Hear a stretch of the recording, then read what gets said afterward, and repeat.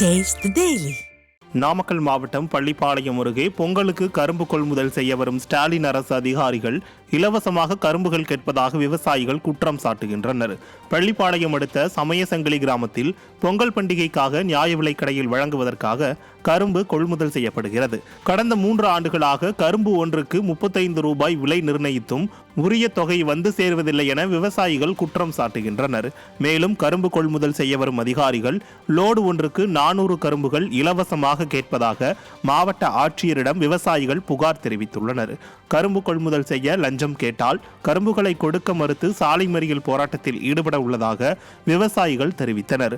டெல்டாக்காரன் என புகழ் பாடும் ஸ்டாலின் ஆட்சியில் கரும்புகளை கொள்முதல் செய்வதற்கு அதிகாரிகள் விவசாயிகளிடமே லஞ்சம் கேட்டு அவர்கள் வயிற்றில் அடிப்பதாக வேதனை தெரிவிக்கின்றனர். சில நிறையா கம்ப்ளைண்ட் வருதுங்க. ஒரு வண்டி கரும்பு கொடுத்தாக்கா 2 கத்தை எனக்கு ஃப்ரீயாக கொடு, 3 கத்தை ஃப்ரீயாக கொடுன்னு ஒரு சிலர் கேட்குறாங்களாம்.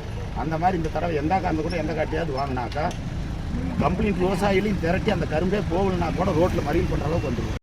தமிழகத்தில் பெஞ்சல் புயல் வெள்ளத்தால் பாதிக்கப்பட்ட 3 மாவட்டங்களில் அரையாண்டு தேர்வுகள் தொடங்கின. தமிழக அரசின் பள்ளிக்கல்வித்துறையின் கீழ் இயங்கும் பள்ளிகளில் 1 முதல் 12ஆம் வகுப்பு வரை அரையாண்டு தேர்வுகள் டிசம்பர் 10 தொடங்கி 23ஆம் தேதி முடிவடையும் என அறிவிக்கப்பட்டிருந்தது.